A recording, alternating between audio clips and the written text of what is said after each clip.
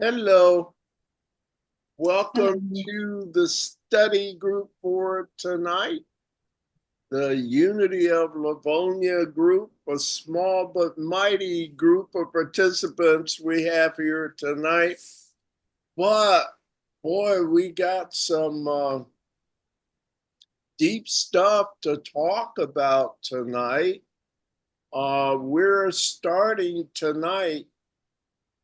I mentioned before that chapters 13, 14, and 15 are some of the longest chapters. They've got like 11 sections in it.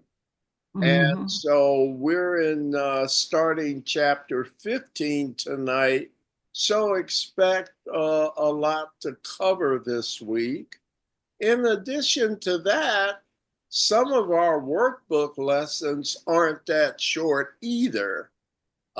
In short, we're kind of into the thick parts of the words as far as how A Course in Miracles is structured.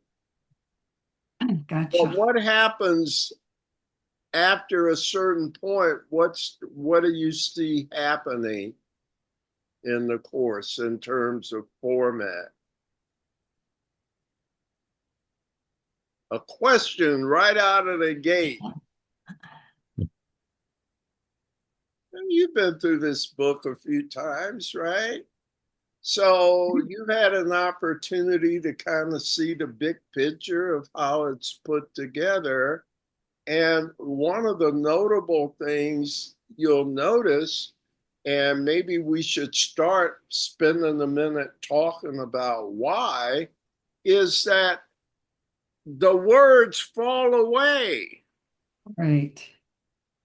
The the the text isn't as long, but even the workbook, remember how the workbook shifts from these several pages sometimes in a lesson to everything's two paragraphs.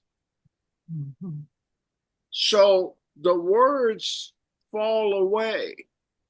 Does anybody know why that is?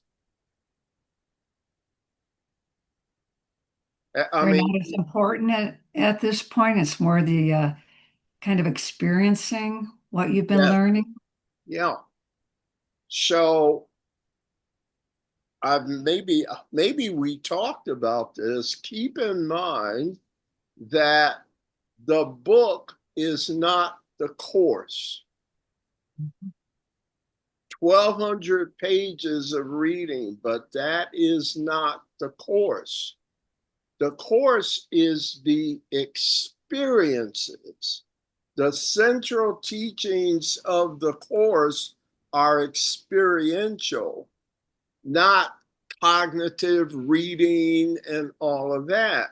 So the reading is a preparation to move into the experiential phase. And if you are starting to experience that, I remember Nancy saying she's a lot more peaceful now.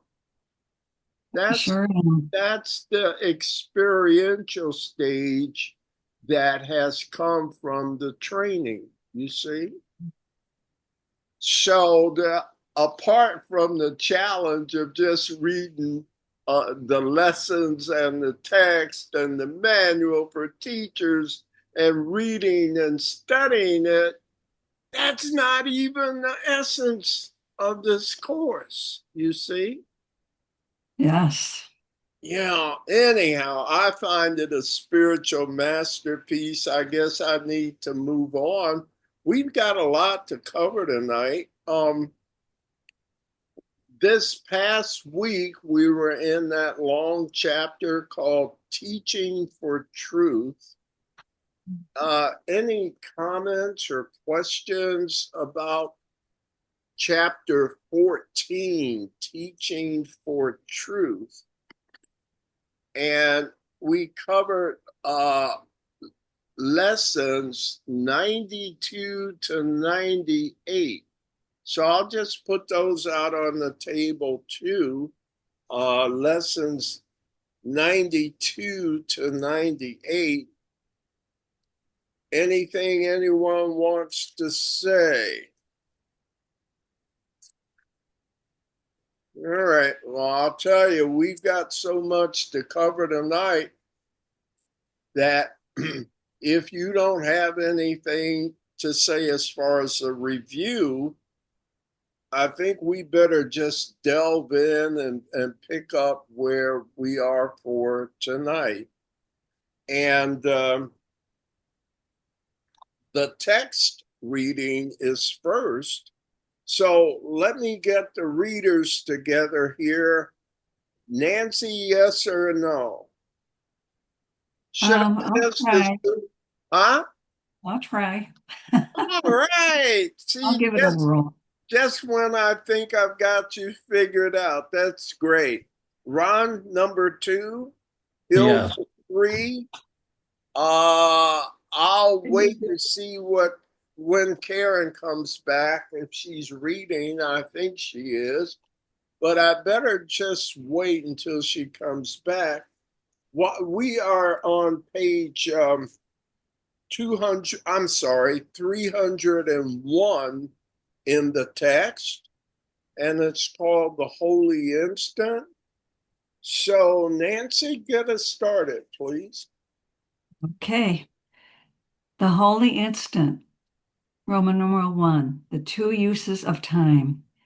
Can you imagine what it means to have no cares, no worries, no anxieties, but merely to be perfectly calm and quiet all the time? Yet that is what time is for, to learn just that and nothing more. God's teacher cannot be satisfied with his teaching until it constitutes all your learning. He has not fulfilled his teaching function until you have become such a consistent learner that you learn only of him. When this has happened, you will no longer need a teacher or time in which to learn. You know, and Ron, why don't you go ahead too, and then we'll discuss. Okay. One source of perceived discouragement from which you may suffer is your belief that this takes time and that the results of the Holy Spirit's teaching are far in the future. This is not so, for the Holy Spirit uses time in his own way and is not bound by it. Time is his friend in teaching. It does not waste him as it does you, and all the waste that time seems to bring with it is due but belief in destruction. No, I'm sorry, you I think I skipped a skipped one. lot, didn't you? Yeah, let me go back to starting five. Okay. It does not it does not waste time as it does you, and all the waste that time seems to bring with it is due but to your identification with the ego, which uses time to support its belief in destruction. The ego, like the Holy Spirit, uses time to convince you of the inevitability of the goal and end of teaching. To the ego, the goal is death, which is its end. But to the Holy Spirit, the goal is life, which has no end. Whoa. So I think we jumped into the deep end of the pool right away here tonight, don't you think? What's your assessment of what's being said? Maybe we can help each other through it tonight. Oh, look who's here. Hey, Karen. Um, are you reading tonight, dear? Yeah, I can. I can try. My husband's not home yet, Oh, really? so I'm jumping in and out of taking care of my daughter. Yeah. Well, how about this? I'll put you down to read after Hilda. And if not, it'll just skip to me because I'll be next, okay? Okay. So having said that, we're up to, well, we're on page 301, and we're Okay. just starting chapter 15, the Holy Instant. Okay. Thank you. Yeah, we read the first two paragraphs, and that was Nancy and Ron. So Hilda will read next, but first we were talking about what we've read so far. What's your assessment of it so far? Let's narrow it down to paragraph 1. Any thoughts? Do you understand any of what's being said there? Mhm. Let me start with a easy one here in sentence 2. Look how long sentence 1 is. Boy, that Jesus, he's a writer. Look how long that first sentence is, huh? Looks like a paragraph. At any rate, I digress. It says, and I'm sorry, my bad. Nope, there were 2 sentences there. At any rate, I'm on sentence 3. God's teacher cannot be satisfied with his teaching until it constitutes all your learning. Who's God's teacher? All of us. Well, But it's yeah. got a capital T. Oh. Do you see it? Yeah. So these are subtle things to help with our understanding. So who's that teacher? Jesus. God's teacher with the capital T is the Holy Spirit. Spirit. Oh, yeah. All right, now hold where you are. Go back to the famous page 103.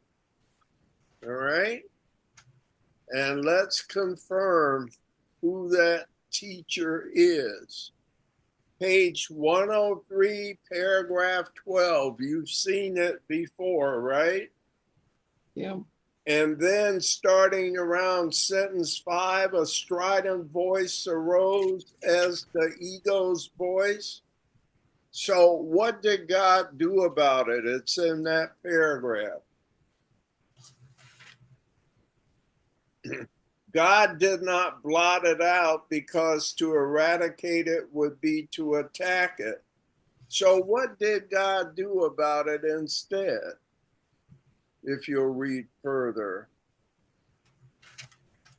I'm sorry, Jim. Where are we at? I'm lost. We're on page 103, paragraph Okay. 12. And we Gotcha. started at There is no 12. Yeah. we're in Yes, there is. I'm sorry, we're in the text. It'll be chapter 6, page 103. Oh, there above it. Thank Okay. you. Got it. Thank you. Ah, yes. And so it talks about when the ego's voice first arose. And so God knew it would shatter your peace. It said it could not shatter the peace of God, but it could shatter yours. Sound familiar? Yes. So God offered a solution. What did God do about it? He did not Only blot gave it the out. answer. What did he do? Says he merely gave the answer. And what's the answer? The His Holy answer Spirit. is your teacher. With a small t or a capital T? Capital T. We call that teacher the Holy Spirit. Good, right. So that took longer than I had planned, but all I'm trying to do is to confirm that back on page 301, it says God's teacher cannot be satisfied with his teaching. So does that make sense? And so what is the Holy Spirit?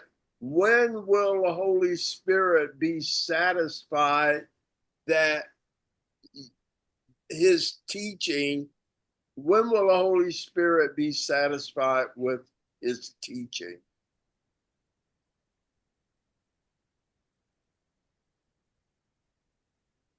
That we have become It's in sentence as teachers. 3, right? Right, so the you is transferred to you. We have to say we. So he's not fulfilled his teaching function until you, meaning us, have become Yes. such as consistent learners. But go back to sentence 3 and read that to me, Hildegard.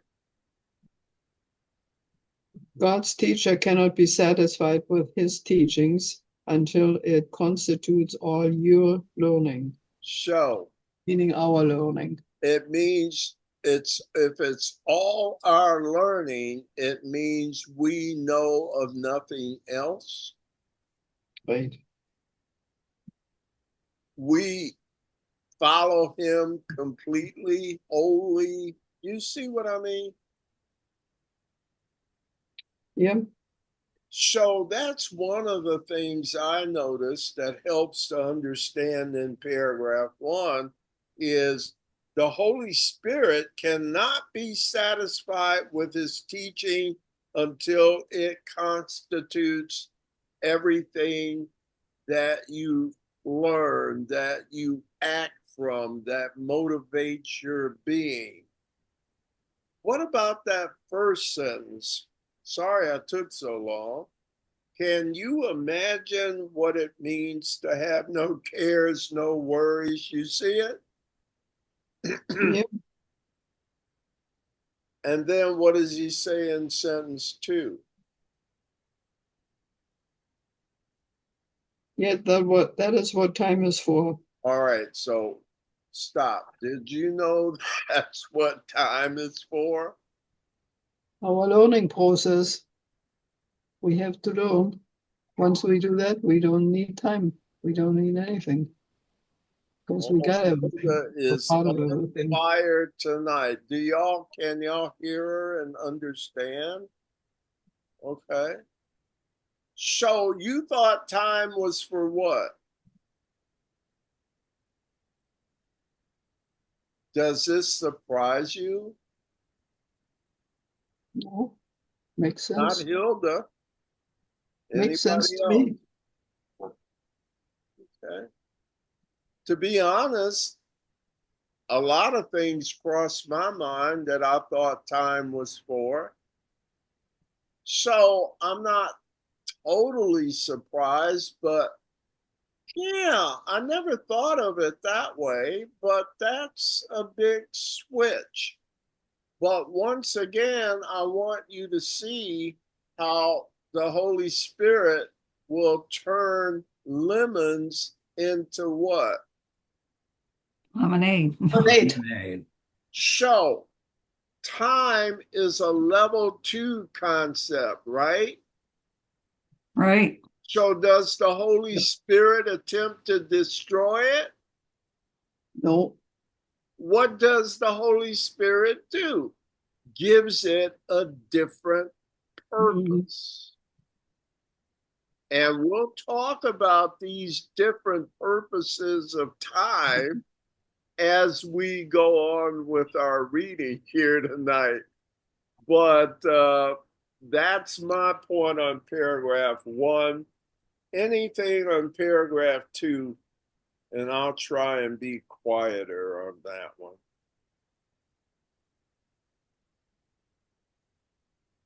I told you he started out in the deep end here tonight. I like sentence 8, where it says, to the ego, the goal is death, which is its end, but to the Holy Spirit, the goal of life as a goal of life, which has no end. So help us understand. Did you read 8 and 9, right? Right, Nancy? Yes, I did. Nine, right, nine. I read 8. So help us understand sentence 8, and then we'll go to 9. So the What goal, you ego, like the about goal, it? Yeah. it's having to do with death is at the time. The ego, the Because ego's our is experience death. on level 2 is limited. I mean, that's all it's really saying. I mean, to understand that there's a limit to it, and the word for the limit can be death. So I mean, so it's just a way of phrasing it, I think. Okay. There's 2 parts to that sentence, though, right? The Right. last part says, which is its in. Who's in? The ego. Isn't that kind of insane? No, First Not of for the all, ego. not. I'm sorry, not. okay, there you go, Ron. First of all, the goal is insane. And secondly, it's insane because it implies ignorance. Give you an example, an analogy. Cancer. It runs its course. It's going to attack everything and move it out of the way so it can grow and all of that, not realizing that the death of the organism is its death too. Yes, you follow? Isn't that crazy? Like a cancer cell that doesn't understand that its goal is death of the organism, which would result in its death as well. Is that a good analogy for what's being said here? And as Ron said, isn't that insane? Yes. All right, I'm liking that look on your face. You're getting that stunned look. Look at Karen. All right. Let me hear from you, Karen. What are your comments? You disagree? It's a lot to take in. Sorry, yeah, we started out really deep. So hold on. It's gonna. Who's next? Who's up next? Hildegard, would you please? You see, we're at 3. Okay, I'll give it a try. All right. The ego is an ally of time, but not a friend, for it is mistrustful of death as it is of life, and what it wants for you, it cannot tolerate. The ego wants you dead, but not itself. The outcome its strange of the outcome of its strange religion must therefore be the conviction that it can purpose you beyond the grave, pursue beyond the grave. And out of this unwillingness for you to find peace even in death, it offers you immortality in hell.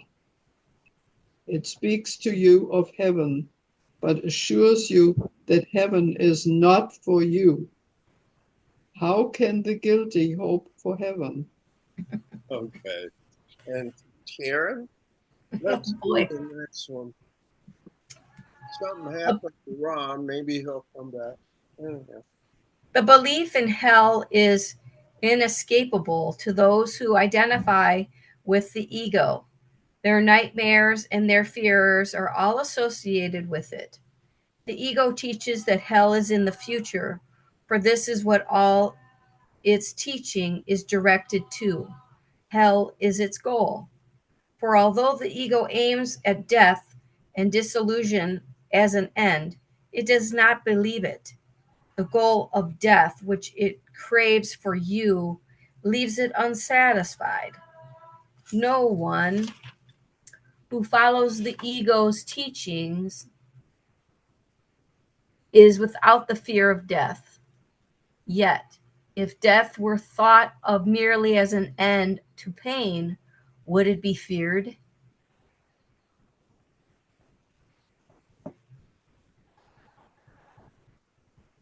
You going to read the rest of that paragraph? I think I did. Next is 9. Sentence Oh, line. I'm sorry. We have seen this strange paradox in the ego's thought system before, but never so clearly as here. For the ego must seem to keep fear from you to hold your allegiance. Yet it must engender fear in order to maintain itself. Again, the ego tries and all too frequently succeeds in doing both, but using dissociation for holding it contradictory aims together so that they seem to be reconciled. Ooh. The ego teaches thus: death is the end as far as hope of heaven goes. Yet because you and the ego cannot be separated, and because it cannot conceive of its own death, it will pursue you still, because guilt is eternal. Such is the ego's version of immortality, and it is this the ego's version of time supports. Makes me think of purgatory. I'm tired just thinking about it. That's a very complicated one. And you saw it had 16 sentences. Yeah, there's a lot. Right? So let's keep our process going. Let's go back to paragraph 3. The ego is an ally of time, but not a friend. Great. More comments. I just did that to get us started.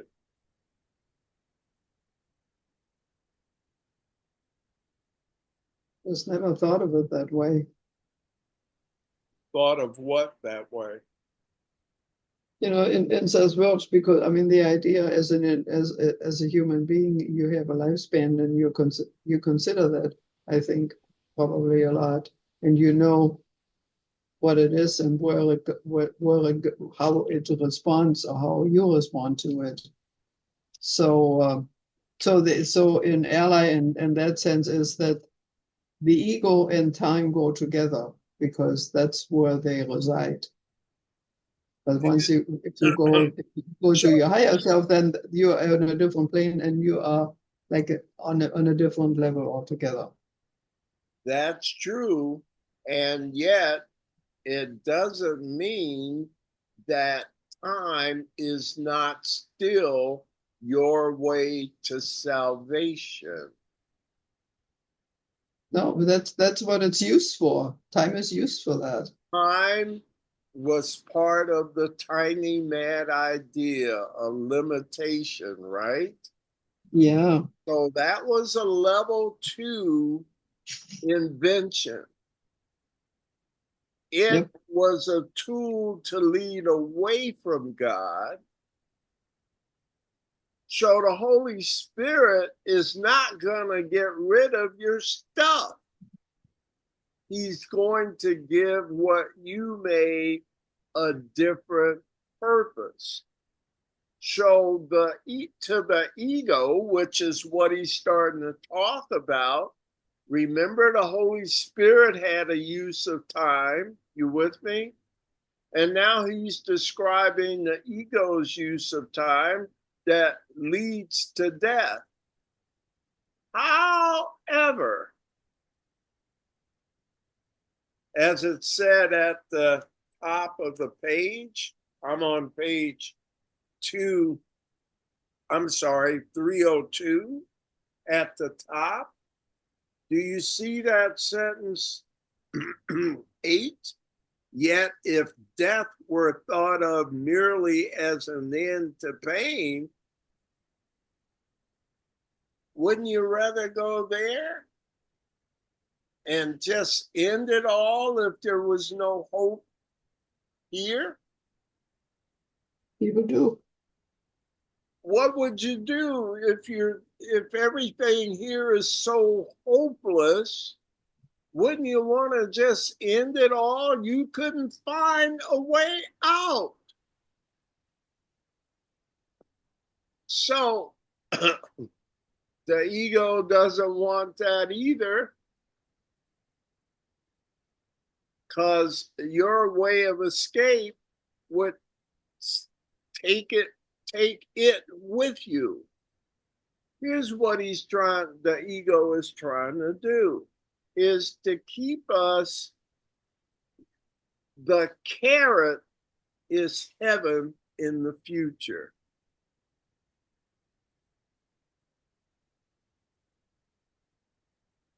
While all hell breaks loose here in the present. So it keeps you wanting heaven, but has so many ways of telling you you'll never get there. Remember it said, can the sinful get to heaven?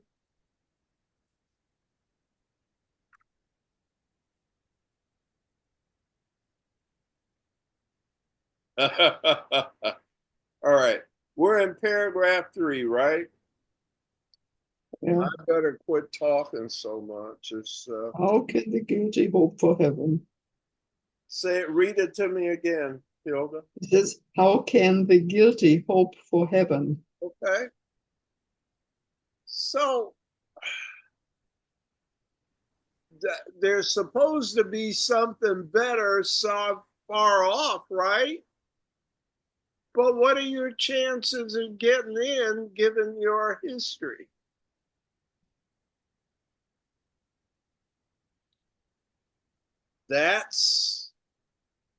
I know it's complicated,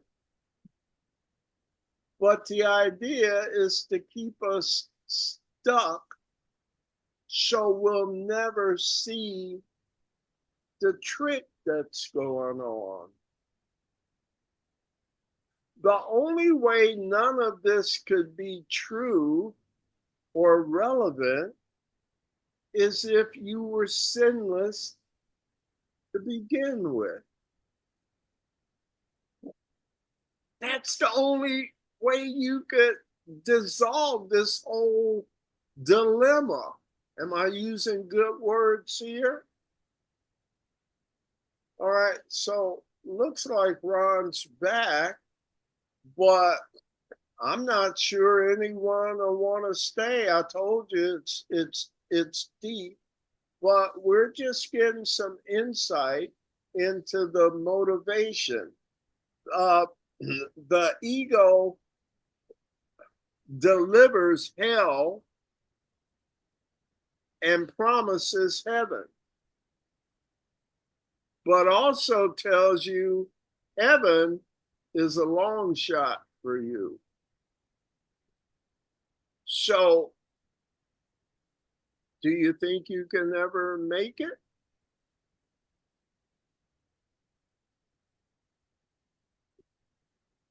Yeah. Sure you can. The only salvation is the truth that none of this is real. It's a smart game that's being played on us in order to maintain separation, which is what the ego thought system represents. And being insane, it's unwilling to give it up, no matter how you would try to reason with it, you can't reason with insanity because insanity makes no sense. All right. Comments. Let's move on. All right. Maybe that'll help. It's my turn, I think. Karen, didn't you? Yeah, you read paragraph 4, right, Karen? It was that long paragraph, right? So I'm at paragraph 5 on 302. The ego teaches that heaven is here and now because the future is hell. Even when it attacks so savagely that it tries to take the life of someone who thinks whose it's is the only voice, whose it's.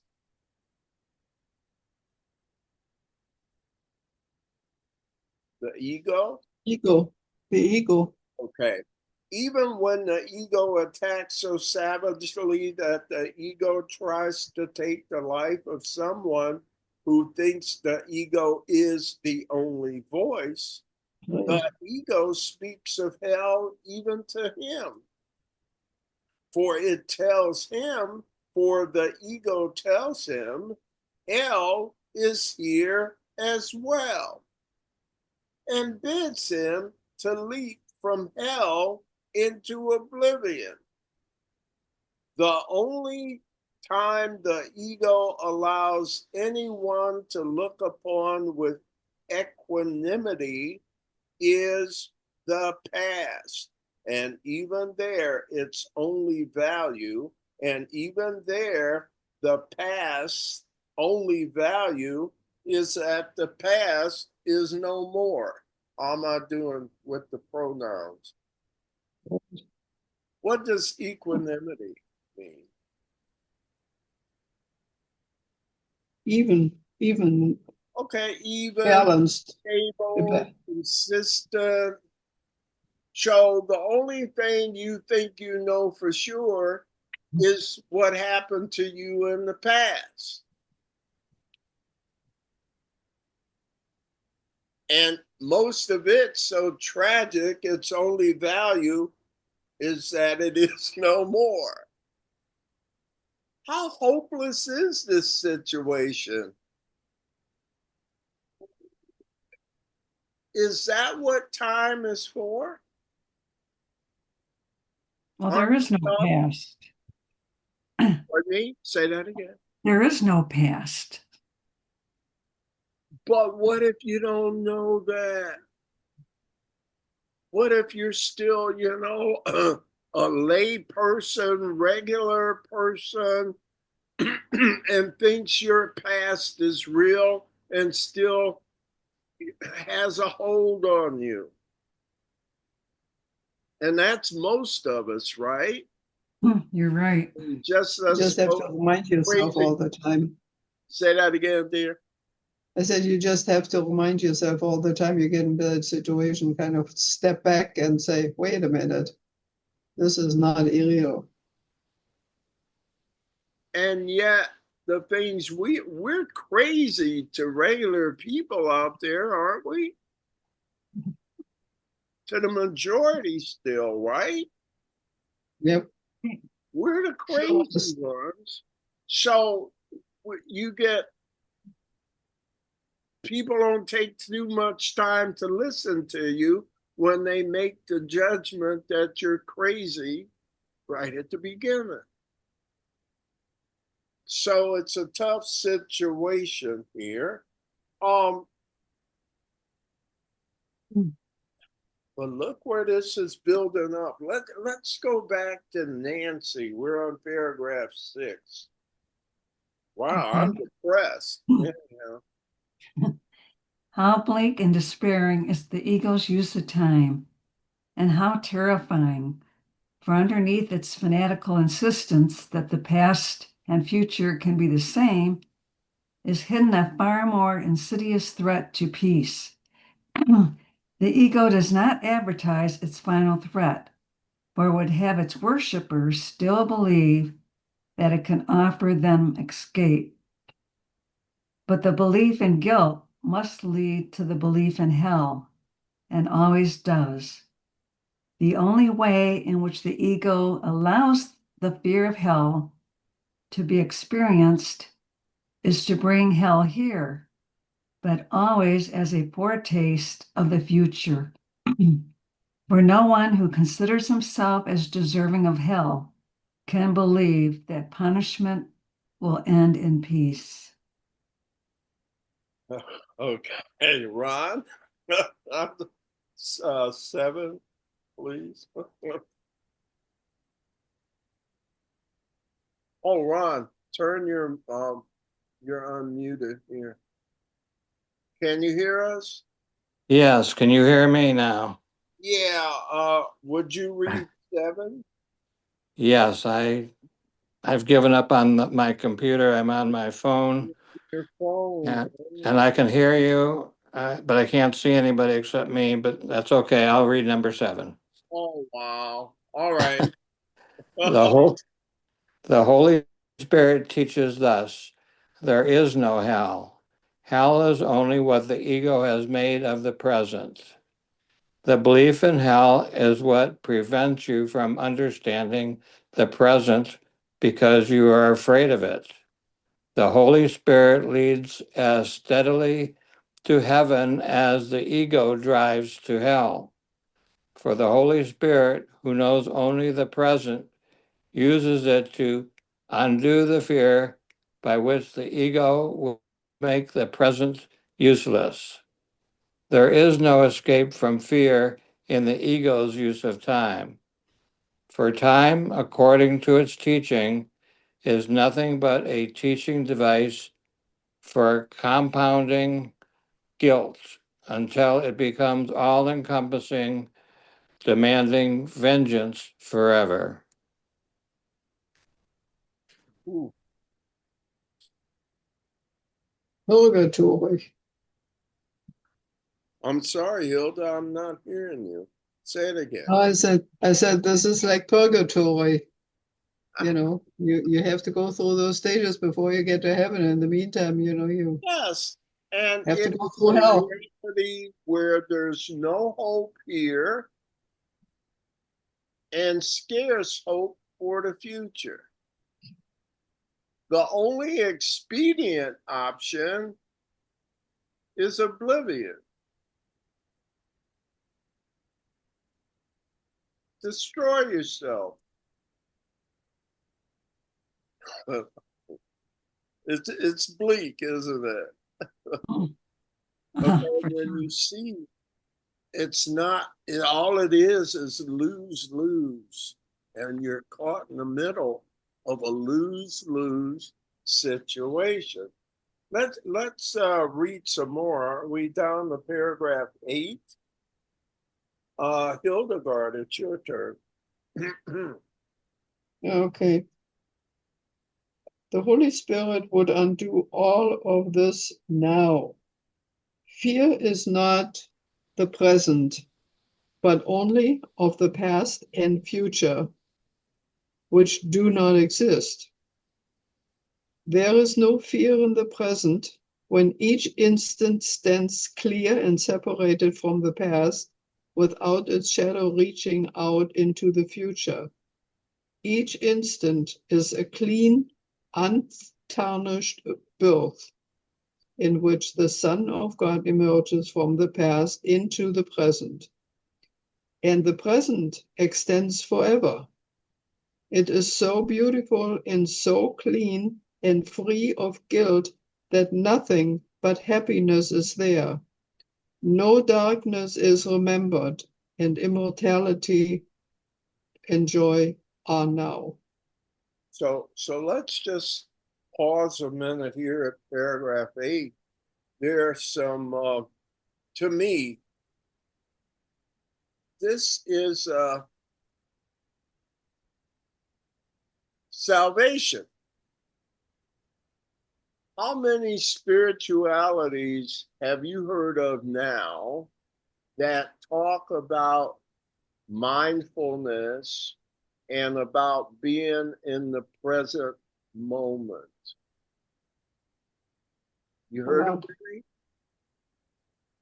About Yes. the importance of staying in the present, A lot. chopping wood and carrying water. Uh, who is the sister from India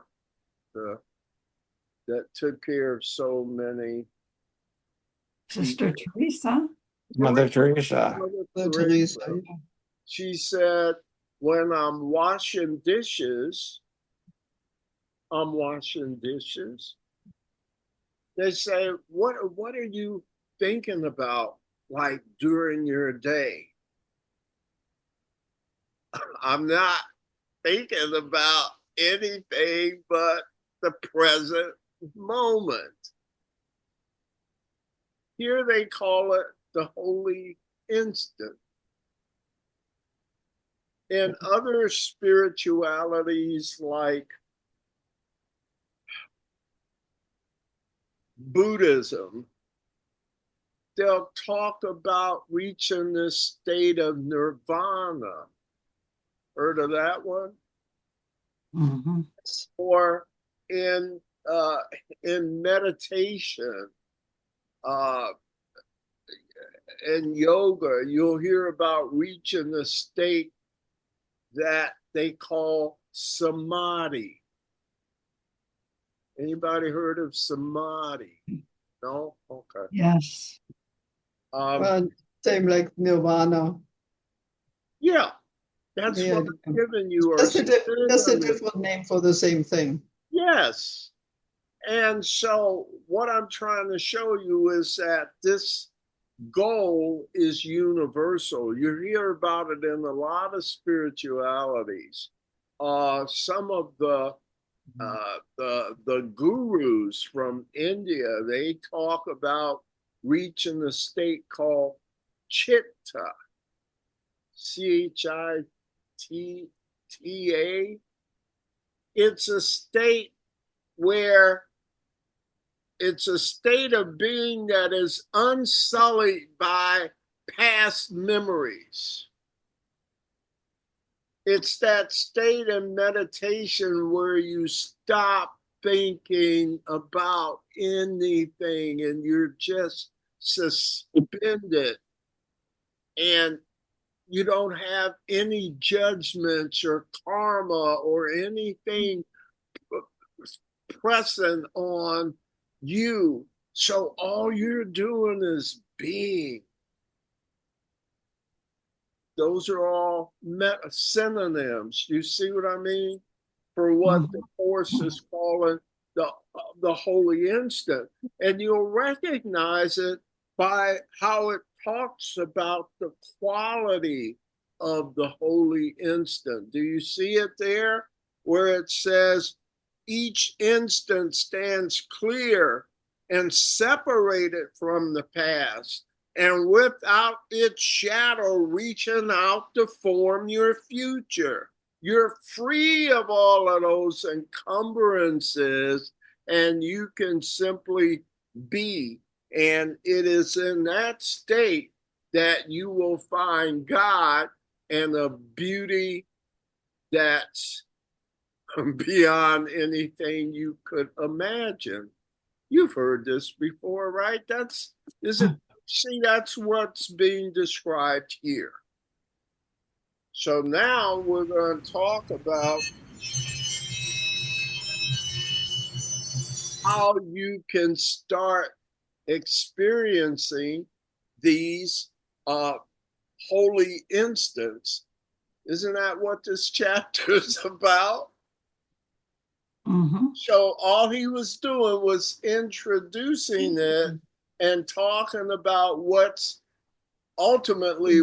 keeping us from all of these pressures, okay? And now instead of using that time in service of the ego, we're going to spend it learning this, how to receive these holy instants. Maybe to where you live there, like Mother Teresa. Okay. Right? Right. All right. She just did without judgments, just trust it, right? Mm-hmm. All right. So we're up to Karen. Is Karen still? Yeah, Karen, you want to read next? 9. This lesson takes no time. For what is time without a past and future? It has taken time to misguide you so completely, but it takes no time at all to be what you are. Begin to practice the Holy Spirit's use of time as a teaching aid to happiness and peace. Take this very instant now and think of it as all there is of time. Nothing can reach you here out of the past, and it is here that you are completely absolved, completely free, and wholly without condemnation.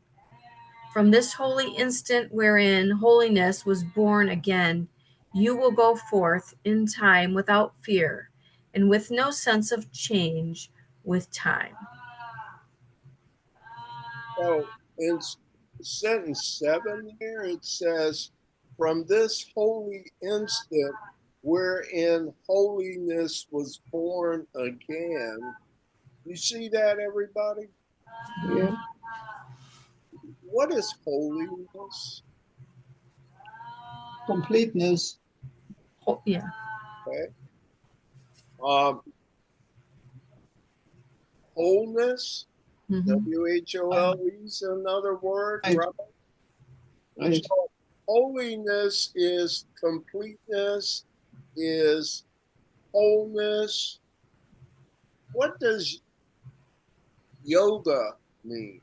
I asked this last night, I think. Yoga, what's the definition? I don't know. Word of yoga, right? Yeah, What does it mean? I don't know. Okay, there are a lot of words we hear all day, but we don't really think about it. Yoga means union. Is union completeness? I would think so. Is Connecting. union wholeness? Yeah, Is union oneness? I think so. So, do you see that holiness is oneness? And Mhm. what we're trying to do is reestablish oneness with the Creator, that and get by getting rid of all the things that were interfering with that communication, all the judgments, all your memories, all your past, all your philosophies, all your thoughts about karma and how they're going to cast a shadow on your future. If you leave all of that, if you can leave all of that out, you'd be suspended in this communication that never ceased. You just mistakenly thought it did. It was not new. It's not new. You covered it up with crap. Oh, sorry. I think it's great. All right. So that's paragraph 9. And the other thing I want you to notice is that one of the appealing things about this process is its goal and its methodology. They are one and the same. show. You'll become a happy learner. Have you heard that term in this book? Be a happy learner. The way you become a happy learner is when what you're doing is making you happy. Right. It's not a no pain, no gain. It's a gain, gain, gain, gain, gain. These are foreign concepts here in level 2, aren't they? Hey, Karen, is this course what you thought it would be like? You're new. No. You good? Yeah, it's hard work. But it's like meaningful. Like, I never thought of that. Nobody ever talked to me about it that way, right? So If I didn't have this group, I don't think I'd read through this book. It's very overwhelming. yeah, yeah. And so that's why we try and help each other basically. Yeah. Let's go to paragraph 10. And is it me? I think. It is. Paragraph 10. Time is inconceivable without change. Yet holiness does not change. You see why, right? Yep. Okay?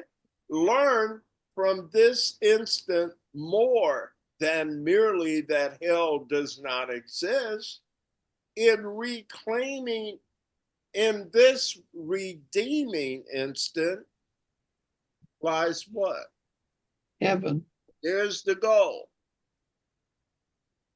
Okay, it's not complicated.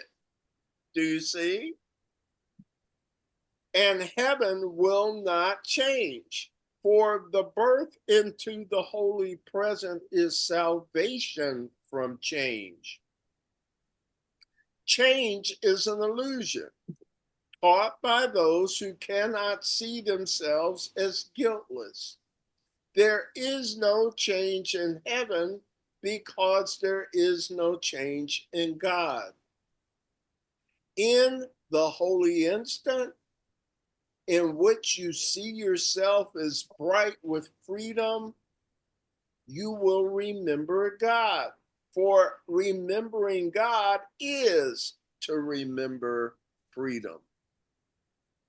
And let's just keep going here.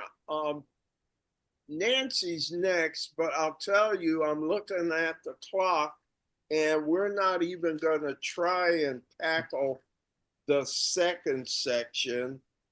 Let's spend a little more time on this, and then I want to make sure we spend some time on our lesson for tonight, which is also long, if that's all right. Let's just try and finish this one section. So, Nancy, we're on paragraph 11 for that. Unless y'all have any questions or comments so far. Anything? All right, Nancy. If you are tempted to be dispirited by thinking how long it would take to change your mind so completely, ask yourself, how long is an instant?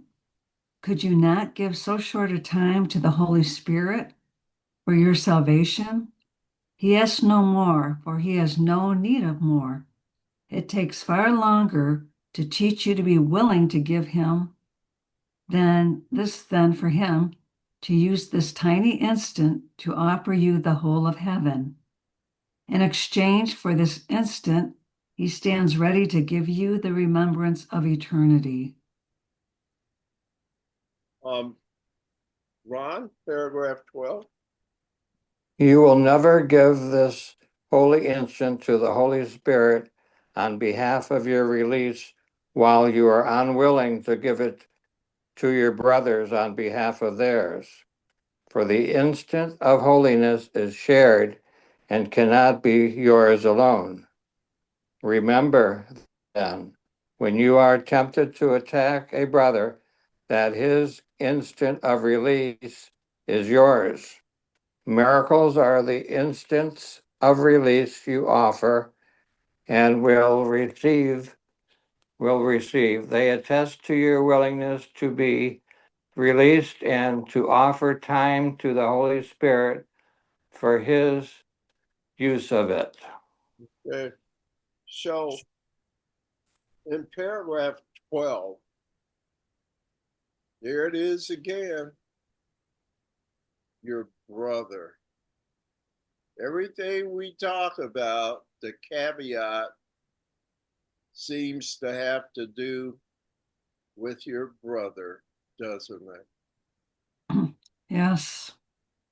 So in sentence 2, Jesus says, for you have to involve your brother, for the instant of holiness is shared. So what are some of the other words for holiness? Completeness, we said. Wholeness, oneness. Wholeness, oneness. Unified. Okay, so can you have oneness without involving everybody? No, no. It must be shared. The reason is that when things join together, a synergistic effect occurs. What is a synergistic effect? It's where the sum is equal to more than its individual parts. Have you ever heard that before? Yes. Yes. Yes. So it's where an alchemy, a chemical reaction occurs and something is created. It's like when the individual players in the symphony orchestra play together, they create a new instrument. It's like when A plus B equals C. It's a synergistic effect when you join. When there's wholeness, you get a synergistic effect called holiness. How am I doing here? Wonderful. That's helpful? Or are you confused? Or I know No, it's very helpful. I like that analogy. okay. So I want to just to reiterate paragraph 12, sentence 2, for the instant of holiness is shared and cannot be yours alone. It just cannot be. It doesn't operate based on any separation. It's inherent in what it is. Do you see? All right. Yes. We're back to Nancy, who's reading very well tonight, by the way, giving it a try. We're on 13, aren't we, Nancy? Didn't I just read I think I read last. Oh, my goodness. I read 12. Whoops. All right, let's go to Hildegard. Sorry. All right, I'll give it a try. How long is an instant? It is as short as your brother as it is for you. Practice giving this blessed instant of freedom to all who are enslaved by time, and thus make time their friend for them. The Holy Spirit gives this blessed instant to you through your giving it. As you give, he offers it to you. Be not unwilling to give what you would receive of him, for you join with him in giving. In the crystal cleanness or cleanness of the release, you give your instantaneous escape from guilt. You Okay. must you must be holy if you offer wholeness. All right. Um, Comments from anyone? Let's keep going. Karen?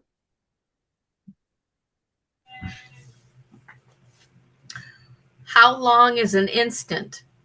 As long as it takes to reestablish perfect sanity, perfect peace, and perfect love for everyone, for God and for yourself.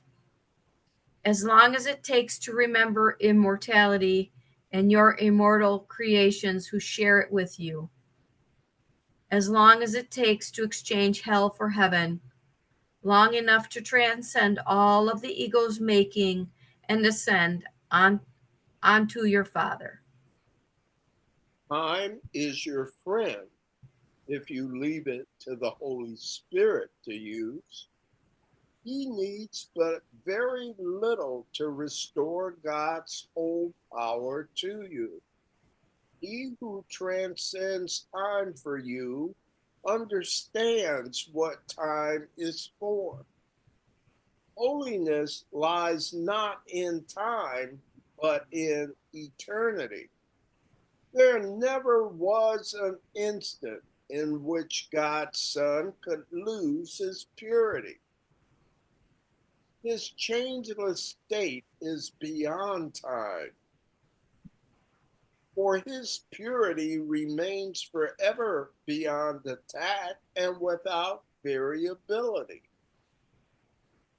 Time stands still in his holiness, his wholeness, his oneness, right? And changes not. And so it is no longer time at all. What is time that stands still? Is that time? No, Not really, right? No. Okay. no. We're caught in the single instant of the eternal sanctity of God's creation. Time is transformed into what? Forever. Do you see how he changed the purpose of time so that its result is different? Lemons to lemonade. Give the eternal instant that eternity may be remembered for you in that shining instant of perfect release. Offer the miracle of the holy instant through the Holy Spirit and leave his giving it to you to him. Did you understand the last sentence? And leave his giving it to you. You're not going to tell him how to give it to you, are you? Right. Because He if wants you do it, it's going to be a mess, right? So let go and let God. What would you say? That sounds good. Metaphors. These are different forms of the same thing, different words, right? Right. And yet, when you understand, you see they all collapse into a certain content, regardless of the form. Okay? In the Bible, it says that a man built his house on sand and another built it on solid rock. And then the wind came, and what happened to the house built on sand? blew it away. So this story really has nothing to do with sand and houses, does it? No. It's a parable, it's a metaphor to show a deeper, more ubiquitous meaning. but it's illustrated through a story of sand and houses and wind. So when you get smart like you folks, you can see through the example to the meaning, right? Yes. Let's move on to our lesson for tonight. Unless you have any burning questions or issues, I say let's move on. We're on lesson 92. Nope, nope, nope. 99. We're on lesson 99, aren't we? Yes. And Yes. that's on page 177. And I think we're back to Nancy. Because I just Yes. read. Okay. Okay. Salvation is my only function here. Salvation and forgiveness are the same. They both imply that something has gone wrong, something to be saved from, forgiven for, something amiss that needs corrective change, something apart or different from the will of God. Thus do both terms imply a thing impossible, but yet which has occurred, resulting in a state of conflict seen between what is and what could never be. Nancy, do another paragraph since you got a roll going there. Truth and illusions both are equal now, for both have happened. The impossible becomes the thing you need forgiveness or salvation from. Salvation now becomes the borderland between the truth and the illusion. It reflects the truth because it is the means by which you can escape illusions. Yet it is not yet the truth because it undoes what was never done. Okay, so let's just see if we can summarize understanding with that last sentence in paragraph 2. It's sentence 5. Someone want to step up and read that and explain what the heck he's talking about? Does it make sense, first of all? Are you following it? Yet it is not yet the truth because it undoes what was never done.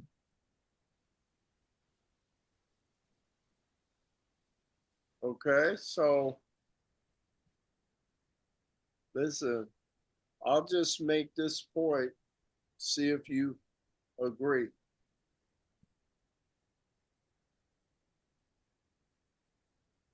Salvation is when you understand there's nothing to be saved from.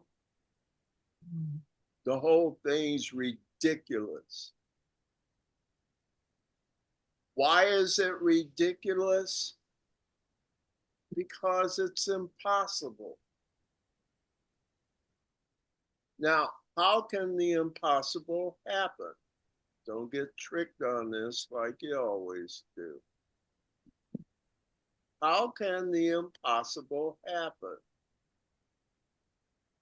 It can't. Why? Because it's impossible. Now, is that complicated or what? Oh man, y'all, the speechless. What? Oh, Hilda, you're muted. That's what the issue is. I said it is for the ego, What is for the ego? Possible, right? right? Because you think the impossible is possible. I mean, that's always one thing to make the impossible Okay. possible. So, do you see why we keep saying the ego is insane? Mhm. I'm looking at faces. Nancy's saying yes. I'm seeing, okay, Ron's giving me a smile. All right, thanks, folks. I'll work off this interactive thing. With that said, let's move on to Ron for paragraph 3. How could there be a meeting place at all where earth and heaven can be reconciled within a mind where both of them exist. The mind that sees illusions thinks them real. They have existence in that they are thoughts, and yet they are not real because the mind that thinks these thoughts is separate from God. Okay. So here's a principle or a guiding thing that the Course talks about in order for us to deal with illusions. Okay. And I'm going to stop after this paragraph and do a few minutes meditation because I think you guys could use a break, don't you? Okay, I got some Oh, nice yes. music and stuff. Okay. Paragraph 3. Uh,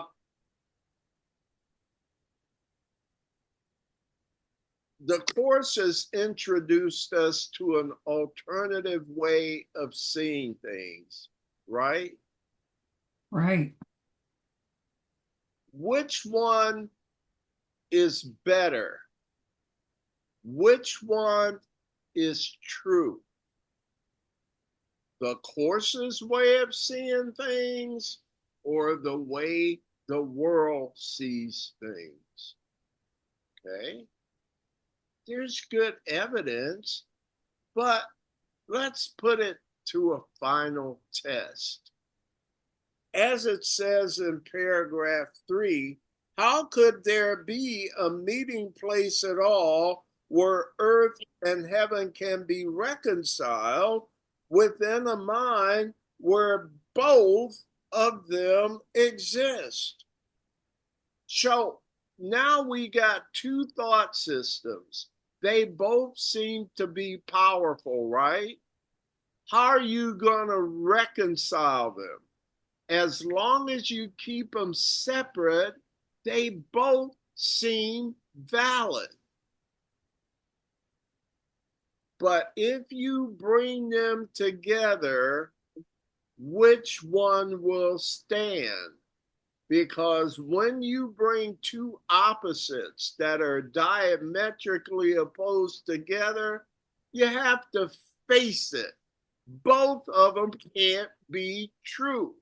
If this is true, then that can't be true. If this is true, then that one can't. They're diametrically opposed. So you can maintain the illusion as long as you don't have the courage to just be honest. Bring them together. This says bring them to the Holy Spirit, right? And Right. prove me. And prove me. I'll show you.